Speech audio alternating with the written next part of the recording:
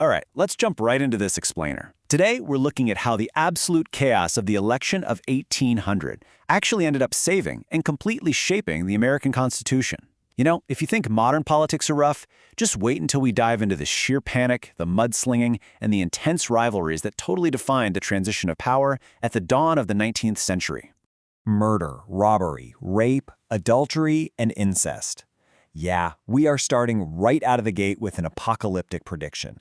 And the crazy thing is, this wasn't written by some fringe outsider. A totally mainstream Federalist newspaper was actively warning people that if the opposing party, the Republicans, won the presidency, America would literally be filled with murder, robbery, rape, adultery, and incest.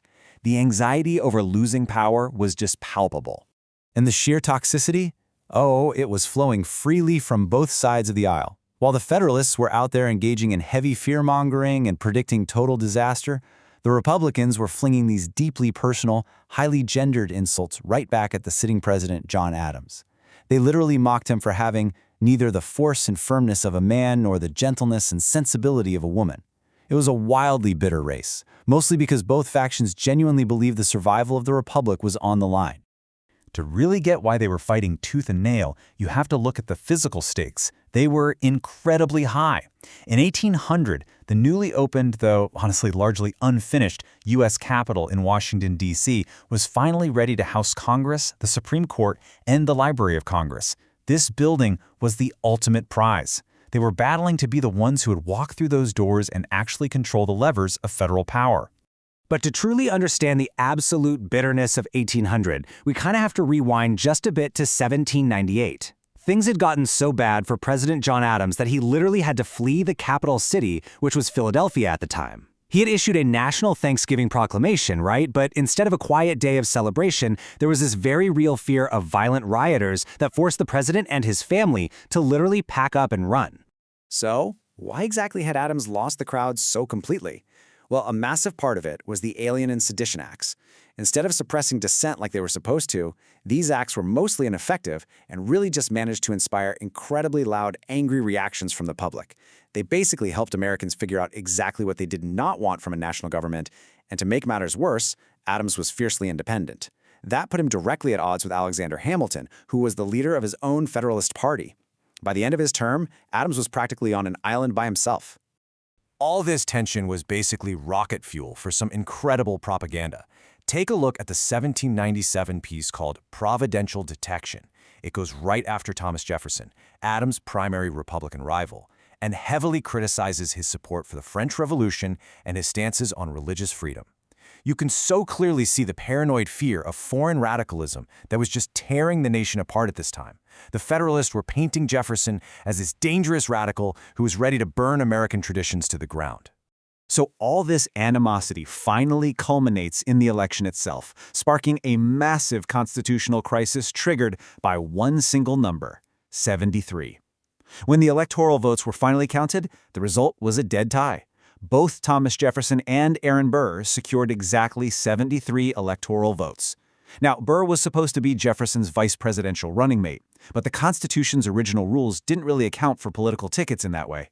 A tie was a tie, regardless of what anyone intended. Because of that tie, the whole thing gets thrown to the House of Representatives, and the deadlock that followed was just agonizing.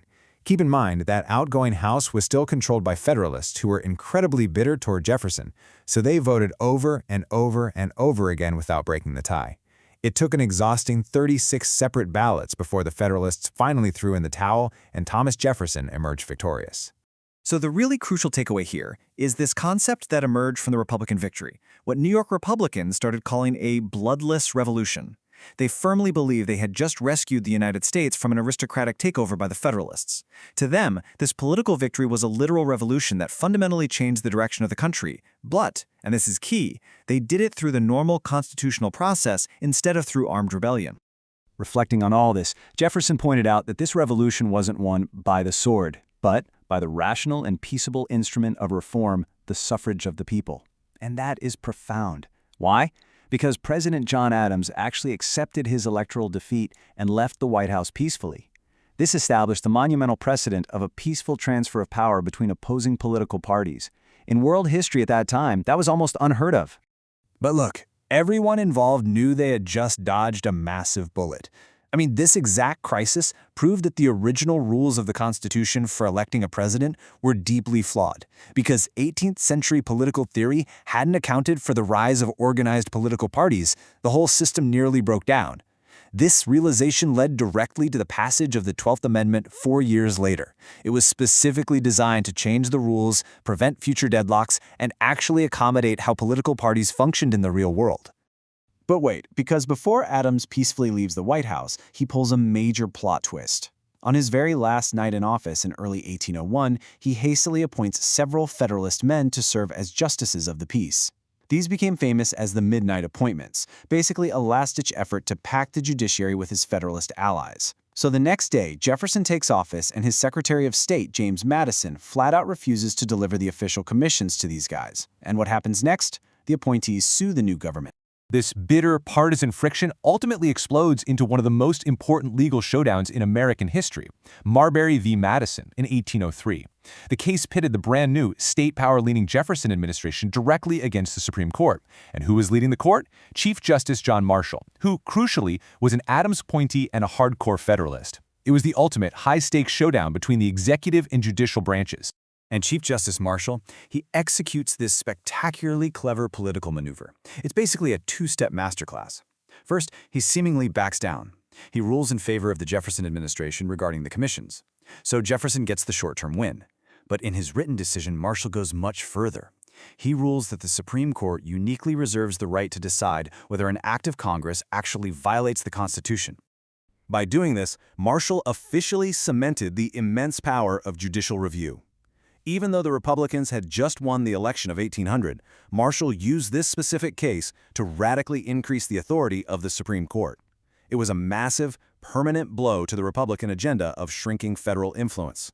Judicial review forever altered the balance of power in the government, giving the unelected Supreme Court the final say on whether laws were constitutional. Which leaves us with this final, genuinely provocative question. Thomas Jefferson was absolutely infuriated by Marshall's ruling. He argued that the power of judicial review would essentially make the judiciary a despotic branch, an all-powerful, tyrannical force that couldn't be checked by the voters. It's a fascinating paradox, isn't it? The chaotic election of 1800 proved our system could peacefully transfer power, but it also accidentally birthed the Supreme Court with the power to strike down the laws written by those very elected officials. So I want to leave you with this to ponder. Did this brilliant, clever solution to a partisan crisis end up giving the courts too much power? Thanks so much for joining me on this explainer, and keep questioning the history that shapes our world today.